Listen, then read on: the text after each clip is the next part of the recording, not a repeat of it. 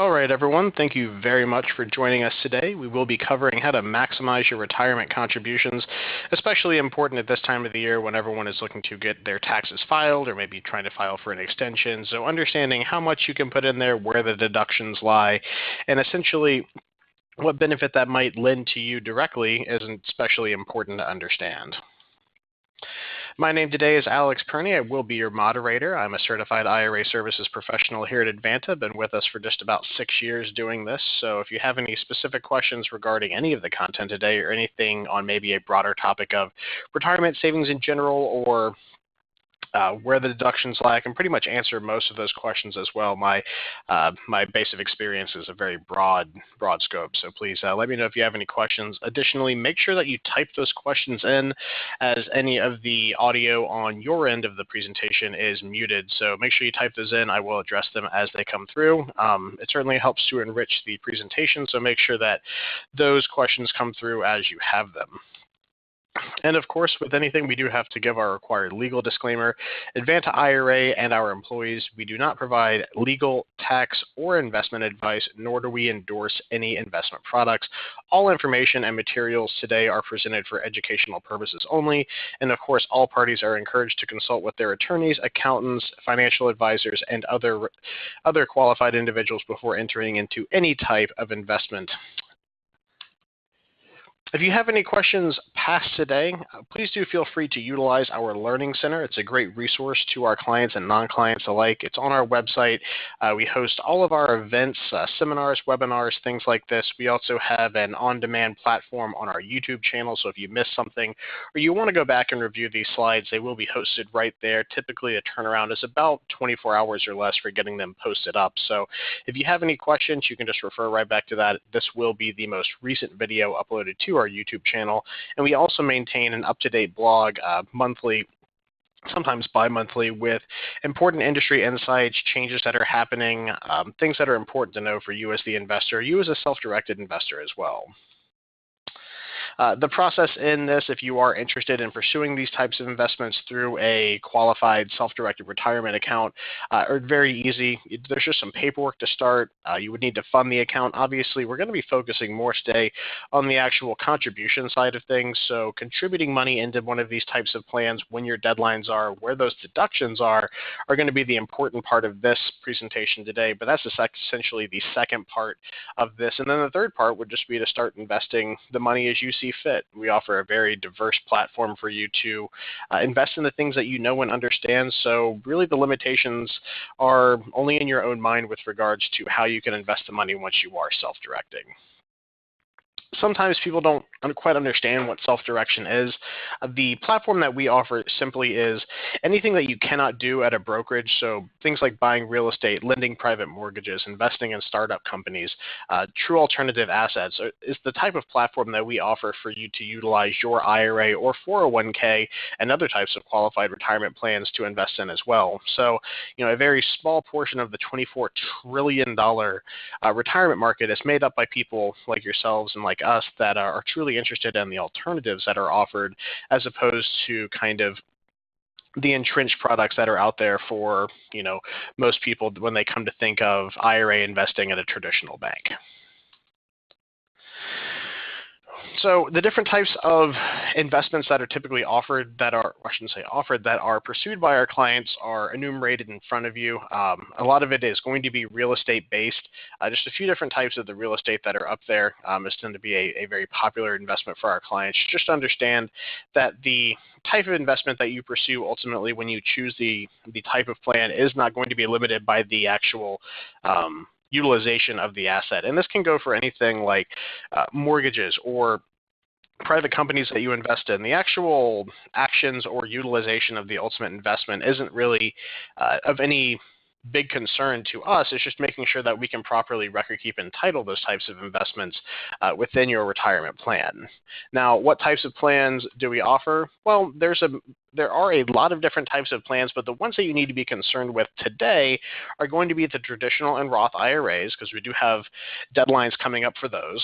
The simple IRA and the individual 401k, as well as the SEP IRA, also all have deadlines, but they have deadlines that are going to be differentiated from each other in the areas of when you can actually establish the plan, when you can actually make contributions to the plan, the amount of contributions, and whether or not you have a filing extension to make up to be able to do those types of contributions in the type of account you are interested in. So the most two common types are going to be the traditional and the Roth IRA. Those are the individual type accounts. Now the SEP IRA, the Simple IRA, and the individual 401k plan, those are going to be business type plans. So for you individuals that are either a sole proprietor, you own your own business, it is an owner-owned business, or you pretty much for most people that do not have any rank and file employees. So if you do not have an hourly employee or someone who is a non-equity owner payroll employee, most of these types of plans are what we are going to consider or what we are going to hold here at Advanta. If you're looking for larger plans or if you have a larger business, the contribution limits and plan establishment deadlines are still going to hold true for you. It's just the ability for us to hold some of those types of plans with the restrictions and the compliance, which I'll get into here in a few minutes, might predicate us not being able to do that. So just keep that in mind. I'm certainly happy to answer questions specific to your own individual platform and business if you are a business owner or operate as a sole proprietor as to how they function within the SEP, Simple, or individual 401k.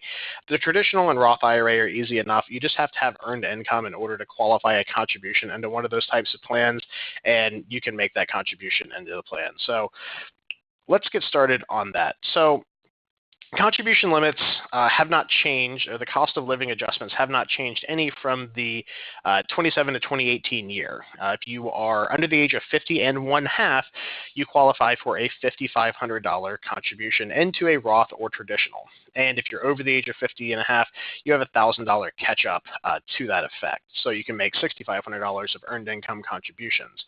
I keep saying earned income because that's really the big point to remember in your traditional or Roth contributions. So what is earned income? It is going to be Schedule C, earned income, so Social Security qualifying income, and certain types of K-1 income as well. Ahmed, good question regarding 401ks. We'll get that in. We will cover that in one moment. Thank you. I'll flag that question. It's going to be in a slide or two. So now, with regards to the individual IRAs, now it doesn't have to be just solely that person. If you are married filing a joint tax return, let's say you have a spouse or a partner that stays at home for whatever reason or does not have an active income generating job, that's fine. You both can still max out your contributions, so either $11,000 or $13,000 a year of joint income can be contributed into a Roth or traditional type IRA because the IRS sees it as a pooled income generation. They don't determine it to be one or the other, so long as you are filing jointly. Now, if you are married filing individually, you cannot make a spousal contribution if the other one does not have commensurate earned income to qualify that contribution, meaning that if you file separately and your partner only makes $2,000 a year and you make $150, in that instance, they would only be able to make a $2,000 contribution. So if you file jointly, one spouse doesn't work, you can still max out the contributions, not a problem.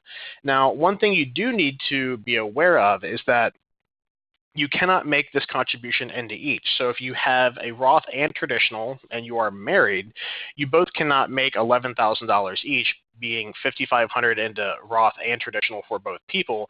It is one or the other. So you have to pick a Roth or traditional, and the contributions between the two for each individual cannot exceed $5,500 or $6,500, meaning that each individual, if they were splitting the contributions equally in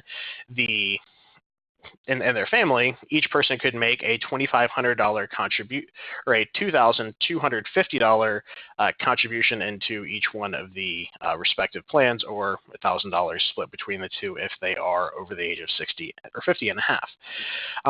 IRAs can be opened up until the filing deadline to contribute for last year. Now, that is going to be your timely filing deadline, not an extended deadline. So April 15th, or I believe it falls on let's see, it's in the week of the 18th this year for the deadline this year. It's the following business day, since the 15th falls on a Sunday, I believe. You have until that date to open and fund an IRA. Now, keep in mind that the IRS does consider a check dropped in the mail with a postmarked envelope to have been considered made that day. So let's say, for whatever reason, you're right up until that deadline, you're getting some paperwork done at the last minute. So long as that you have established and postmarked a check by the filing date deadline, you can consider that for a contribution for the previous year. So keep in mind that you can still make current year contributions well up until next year's filing deadline. But if you're trying to do the 2017 contributions, you do need to make sure that that is at least postmarked by your filing deadline. Otherwise, you are going to be kind of out of luck with that. Now, a very important thing to remember, especially with an aging population pool in the United States and aging investor pool as well, is that you do need to make sure that if you are in a traditional IRA, that you can no longer contribute once you reach the age of 70 and 1/2. Now, with a traditional IRA, some of you might kind of recognize that age as the age in which you have to start taking required minimum distributions. That's kind of where the coin is flipped with the traditional IRA investors, in which you can no longer contribute money and you have to start taking out money via a required minimum distribution. Cool thing is that if you have a Roth IRA, you do not have to take any required minimum distributions from a Roth IRA. And so long as you have Schedule C earned income or certain types of K1 income, you can still make a contribution to a Roth IRA indefinitely until you either cease earning that income or the individual passes away. So Roth IRA, really powerful tool if you're trying to maximize contributions for an older individual specifically. This is kind of the most basic stuff that's going to be out there, the traditional and the Roth IRA. It's very important to understand the contribution limits for these, because you do have some definitive deadlines coming up, especially if you do not have one open yet. The traditional IRA is a deductible contribution. The Roth IRA is not a deductible contribution, so you can get up to $5,500 or $6,500 each individual for the traditional contributions in a given year. Now, do keep in mind that for high wage earners, if you are phased out of being able to make a direct Roth contribution, so you're making over $192,000 a year of earned income, you do not get to claim a deduction for the $5,500 if you are also covered under an employer's plan as well. That is modified adjusted gross income for the household, Ahmed. So if you are looking at that for the basis of claiming deductibility for a traditional IRA contribution, you would need to look at the modified adjusted gross for the household if you're filing jointly, and then also if you are covered under an employer plan. There is a sliding scale for that. Tools like TurboTax and obviously your accountant or CPA can help you determine at which point you are would potentially be completely phased out from that deduction, but it is something to look at. You would just need to make sure that you get the proper advice on how much of a deduction you can claim, if you can still claim a deduction. But keep in mind, even if you are making a non-deductible contribution to an IRA, even if you do not qualify for a deduction for a traditional IRA contribution, does not mean you cannot make it. So just keep that in mind. If you do have income limitations that are phasing you out of deductibility, you can still make the contributions, and the benefit of tax-free or tax-deferred growth, depending on which account you're putting it in, is still going to be maintained. It's just the front-end deduction might not be there for you.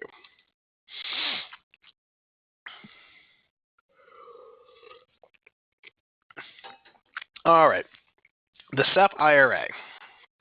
This is going to be a pretty powerful tool for the self-employed individuals that especially are going to be higher wage earners. So this is going to be established, or a little bit of a backstory. This is essentially the newer and improved version of the Simple IRA, which individuals that have been doing this for a while might recognize. The SEP IRA, the Simplified Employer Pension IRA, is more or less a traditional IRA on steroids. There is essentially two components to this. There is a traditional IRA that has a SEP component. Now, the SEP component is going to be where the lion's share of the contributions come in for this, because it's going to give you that high contribution limit that everyone kind of associates with this, which for 2018 has gone up by $1,000 to $55,000 instead of $54,000 for 2017. Now, these contributions for the SEP portion are going to be based off of a salary that the individual is making. Now, this has to be a earned income, Social Security qualifying earned wage. Now, you use the basis of $270,000 for determining that basis of wages for the contribution max out for this type of plan. So if you're making, a high compensation base, you can contribute up to 25% of your base salary, not to exceed $55,000, into a SEP plan for the year of 2017. Contributions are deductions for the business and reduce the amount of income for the employee. So what that means is that the business gets to claim a corporate deduction for the actual contribution of the salary deferral made into the plan, and the employee then in turn gets to claim less salary, because at the end of the day, they are not taking home that total amount of salary. They are taking home essentially 25% less salary, but 25% of their base compensation is being contributed into the plan, the SEP plan that they are participating in. Now, the really powerful part about this is that, let's say you're a self-employed individual, so you have your deductions for your corporation and your personal income are very closely related. It allows you to create a lot of deductions very close to home, especially for this type of plan. Okay, so Ahmed asked, does this need to be collected by the payroll administrator, or can I write a check? Really, either. It's going to really kind of determine what services that you're engaging a payroll admin for. If you're engaging a payroll admin to do elective deferrals of qualified plan contributions, it's kind of a complicated way of just saying, if you are engaging them to essentially write multiple checks, if you have a 401k plan or something else, if you're paying them for the service of making deferrals into qualified plans, then you can just have them do it, and they can send you the annualized statements on every year. Probably make it pretty easy for you. If you're not, and you're running a little bit more of a streamlined process with them and only just having them do payroll, then you could certainly write the check yourself if you are the qualified individual to write out of the company's checking business, whatever that happens to may be. So it's just a matter of seeing, where that responsibility lies. You can certainly have it done many different ways, but it's going to ultimately be up to you. Okay, Lauren asked, how much compensation do you need to making yearly to begin considering starting a SEP plan? That's a good question. I mean, I hate to kind of, I hate to sound like I'm copping out and just using the check with your CPA or accountant, but that's really the best place to ask. I would say the cost to administer the plan especially self-directed, is nil. It doesn't cost you any more to maintain a SEP plan here at Advanta than it does just a regular IRA. In most places, that's going to be the same case, just to have a SEP plan. So with that said, depending on how many deductions you're currently taking personally, it's just going to really depend, because keep in mind that you are taking 25% less home in annualized salary and then putting 25% of that into a qualified plan. So if you're trying to max out your contribution, then just take your annualized salary, reduce it by 25%. If you can still live with that, and then that makes sense for you to be putting it into a SEP IRA, then I would say go with it. When you see how the 401k contributions are done, this might sway you a little bit, because especially if you are making a little bit less money, at least take-home money in a year, the 401k allows for a little bit higher initial contributions into that, but the scalability of maxing out those contributions is going to be a little bit pared with the SEP IRA at a certain point, and you'll kind of see that. So I would say individuals, at least making, I would say probably, Actually, I would hesitate to really give you a figure, because it's all personal. Just kind of look at that. And at the end of this presentation, maybe ask again, and we can see with some of the additional information what makes sense to that. Okay, Ahmed, up until the filing date has been made in the calendar year. Okay, if you're being covered by a SEP and a 401k, you do have phase-outs as to which one you can participate in. Now, you cannot max out both of them. You would need to check with a CPA as to see which one would make more sense for you to fully participate in. Typically, I tell my clients that are covered under multiple uh, employer retirement plans to really kind of pick one and stick with it. In terms of maximums, you can get a little bit more into a solo 401k than you can into a SEP IRA on an annual basis, and it might be a little bit easier to do so. But it all depends on where you draw the bulk of your cash from in the business.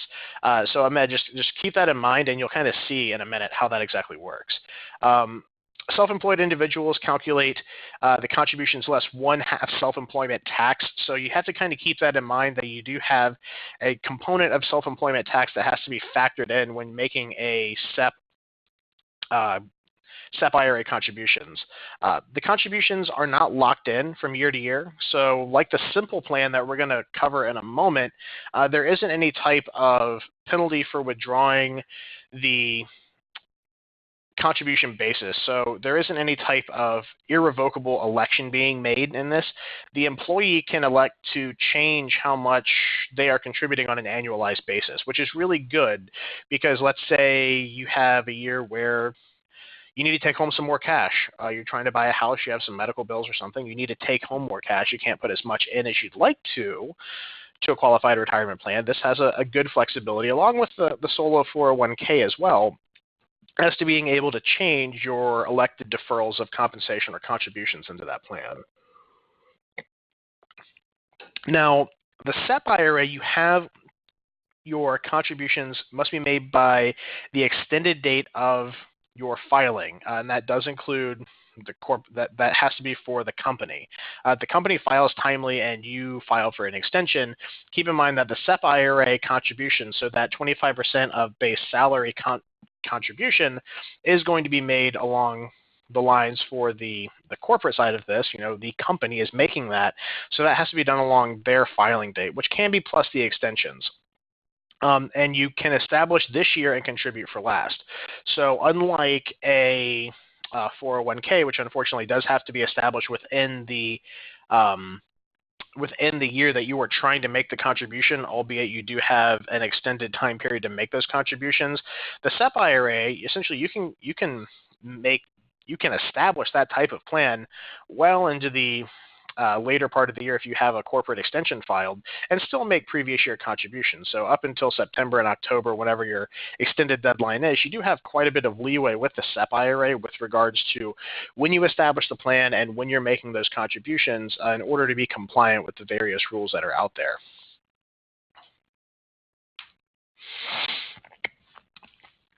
Individual 401ks. Now, here's something that's going to kind of loop back into your questions, Hamed and Lauren, with regards to which one might make more sense and essentially at what threshold levels you're going to want to look at maybe choosing a SEP or a 401k.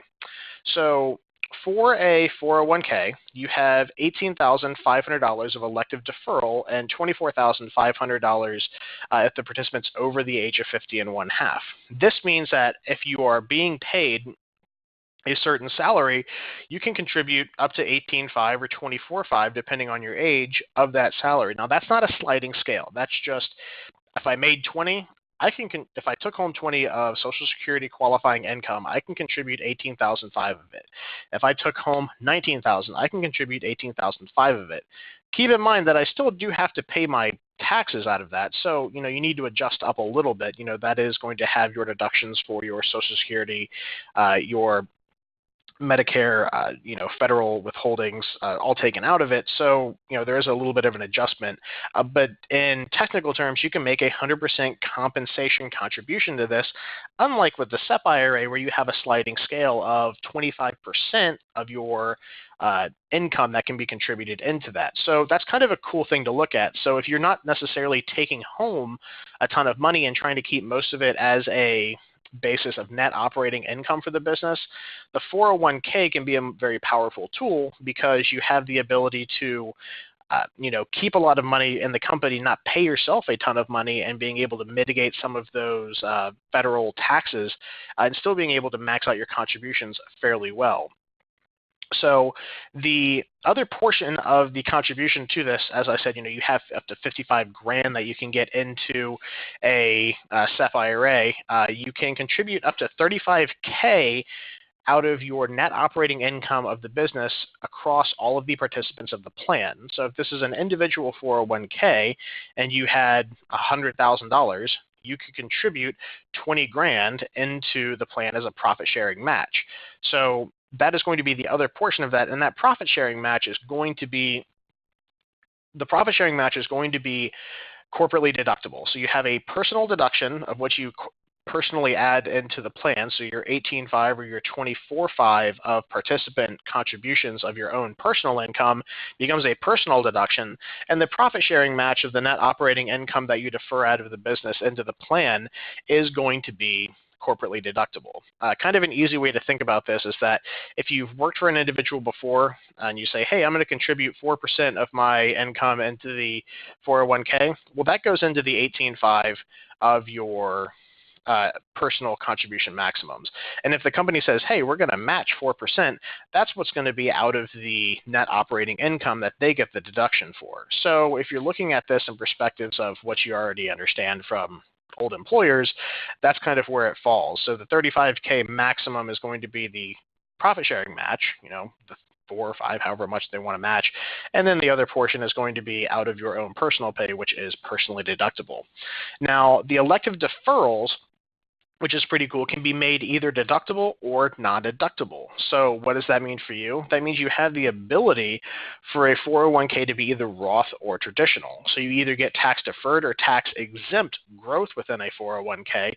So essentially, you have a Roth account in here that you can get up to $24,500 in on an annualized basis without any type of extenuating circumstance. You can just straight up put that into the plan. You're not getting a deduction for it, but you are being able to do that. Now, let's say you're an individual with an individual 401k, you're a sole proprietor. The really cool part about this is that if you are and you qualify for a solo 401k and you are able to max out your profit sharing contribution, you can do a Roth conversion of the profit sharing once it is put into the plan. And keep in mind, this is a safe harbor type plan, so all of your contributions are 100% vested to you in an individual 401k. So you can get almost $60,000 into a Roth type account in a given year, completely above board. You might have to stomach a little bit higher taxes because that additional 35K, if you're maxing it out, will be additionally personal taxable income to you. But you have a lot of options with this. Let's see, Lauren asked, what type of company structure do you need to do the profit sharing? S Corp or is an LLC okay? LLCs, it really kind of depends on, that's going to be a question for your CPA. It doesn't necessarily matter so much.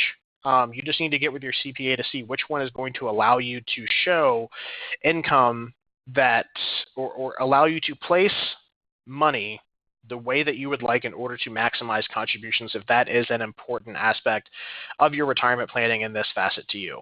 So whether or not it's an S Corp, whether or not it's an LLC taxed as a partnership, an LLC taxed as an S Corp, is all going to be stuff that you're going to need to get with a CPA. It doesn't necessarily matter so much. It just kind of depends personally how you're drawing income, how you're realizing that income, and where you're putting it. So it's really going to be a personal preference and just something that you can get advised by your CPA with. But it certainly is a very good question. Now, it is not all greener pastures necessarily with individual 401ks. There is some very specific things that you do need to abide by when it comes to this type of account. Now, if you do have rank and file employees, you do have someone that does bookkeeping, you have a receptionist or something like that, solo 401k cannot cover those type of people. I can only cover the business owner, the spouse, or if it's an owner-owned business. Now, keep in mind that you can certainly have a 401k if you have rank and file employees or hourly people. but you need to have someone that could administer the plan and do all the proper what's called discrimination testing on that plan to make sure everyone is being treated equally. You don't have to do those types of external audits and compliance if it's only equity owners, or I should say owner-owned business, or sorry, owner-operated business, or if it's a spouse-owned business as well. So that's just something to consider. You have to offer it to all full-time employees. You can change the amount contributed every year, so that is another nice thing. You're not locked into these contributions, especially if you are an employee. Let's say you as the elective deferral portion of this want to change the amount of money you are personally putting in. You can certainly change that, and you can certainly have that be, and there's no direct correlation between, okay, I'm trying to maximize my personal contribution but put in very little profit sharing, or vice versa. You can change the amounts that you are trying to contribute on each side of that. You can either try to be max both of them out, reduce one, increase the other.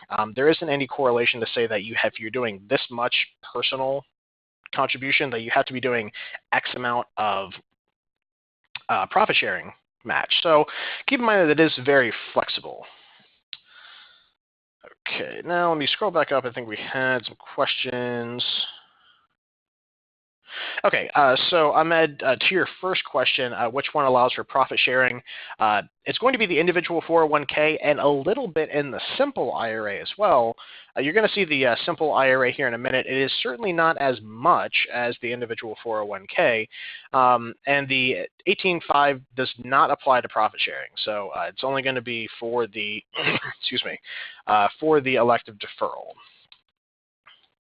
If spouses are covered, could you do 55 each? Yes, you can do the total for each person, but keep in mind that there has to be commensurate cash to cover that. So you would have to have, enough cash, at least enough net operating income of the business to cover $35,000 for each participant. So if you only had, $100,000 of net operating income, you would only be able to add in $10,000 each in profit sharing to each one of those participants, because 20,000 divided by 2.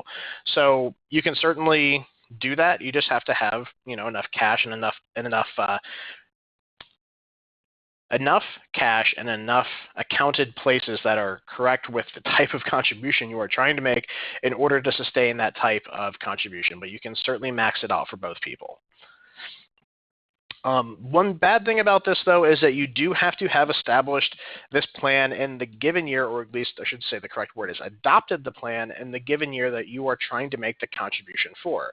So although you do have until your extended filing deadline to make a profit sharing contribution into the plan, there isn't specific regulated guidelines on this, but it is best practice to make the employee deferral contributions during the given year, because essentially those are supposed to be payroll deductions. So making sure that you get that done in the correct year is best practice. But the profit sharing can be later, but keep in mind that if you're trying to do them at the same time, it's just something to get with your CPA about and make sure that you are making those on a correct basis. But you do have to have that plan established within the given year to make the contributions. So if you didn't have a 401k last year, you can certainly establish one for this year and start getting money contributed into it, but you cannot make a previous year contribution for that. It's just something that is inherent with the rules of the 401k. Now, simple IRAs. Keep in mind that simple IRAs are not nearly as popular or pervasive as they used to be. They are the precursor to the SEP IRA, which we covered first, but they still do have a place. Typically, these have a place with people that have rank and file employees, so hourly employees. They want to have a higher contribution retirement plan, but they may not have employees that want to or care to participate in a retirement plan, because it allows for a little bit more of a cafeteria style of participation in these types of plans. But with that, you do not get as high contribution limits. You do have restrictions on when you can move cash out of these plans, and you do have irrevocable elections of how you have to contribute money into it for a certain given period of time, which can be a real constraint depending on what type of account or what type of utilization of your funds or how you want to make your contributions for that company as well. So elective deferral limit has not changed. It's $12,500 per person or per year per employee, with a $3,000 catch-up if the employee is over 50. So that's $18,500 if the employee is over 50, or $12,500 if the employee is under 50, and that is what you're taking out of your own paycheck and putting into the plan. Now, the profit sharing portion of this is going to be slightly different than what you saw in the SEP and the 401k. Whereas the SEP goes only to basis of employee compensation and the 401k splits in between the two, this one has a little bit of the 401k mixed in with it in that it gives the employer the option as to which one they're getting it from. So the company contributions are going to either be 2% non-elective of each employee's compensation. So whatever you make, 2% gets added into that, or 3% matching of each employee's contribution. It should be contribution right there. So they'll match up to a certain percent or just give a non-elective deferral, I had it right. 3% matching of each employee compensation or non-elective deferral of compensation for the contributions for this.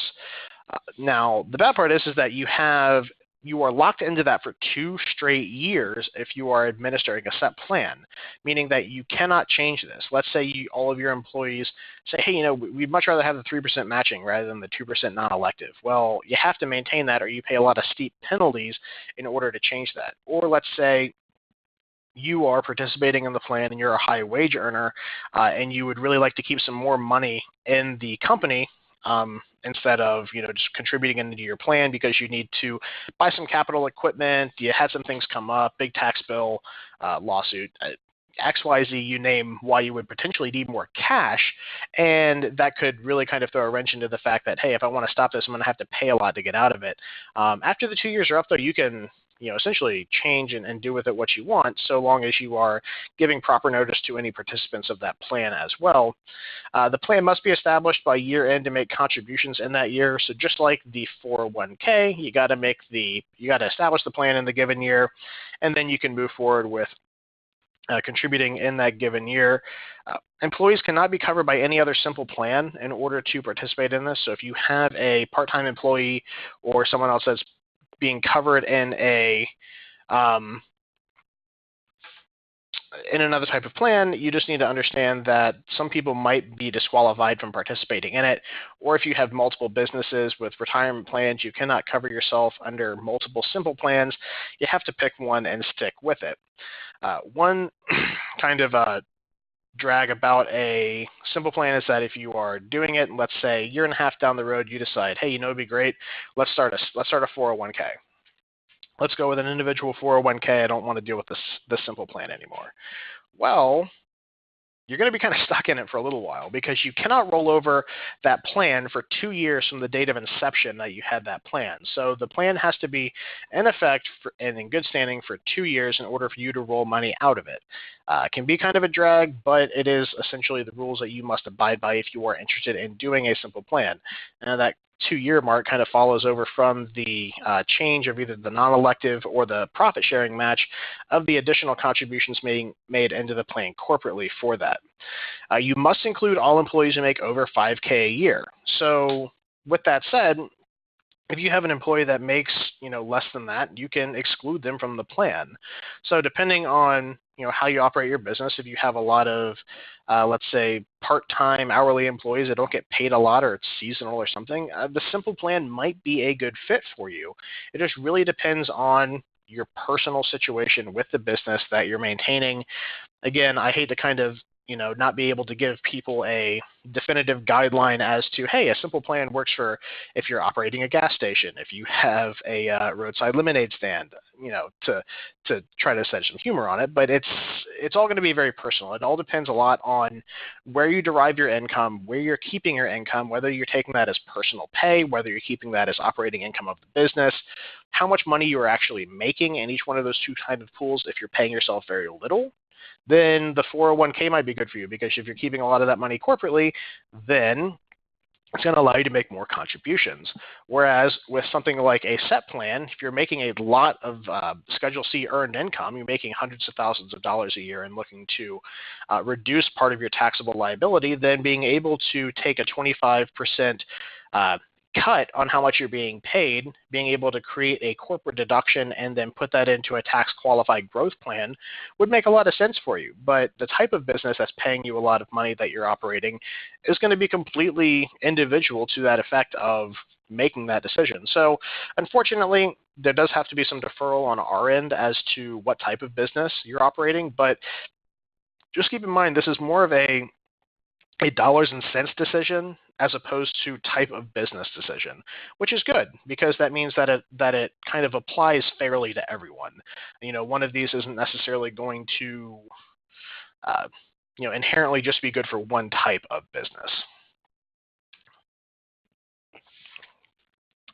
Now I put up the slides just with this. This is good for anyone that is going to be on our YouTube channel. If you are kind of just looking for a print and use slide, this is a good one. The two that I did not cover on here are the education savings account and the health savings account. Not much change with that. If you do have qualifying high deductible healthcare coverage, the contribution limits went up by $50 and $100 respectively. So it used to be $3,400 and $67.5 for a family plan. Now it's $68.5 and $34.50. Not a whole lot has changed. You can still make the HSA contributions up until your timely filing deadline if you had coverage beginning at least December 1st of the previous year.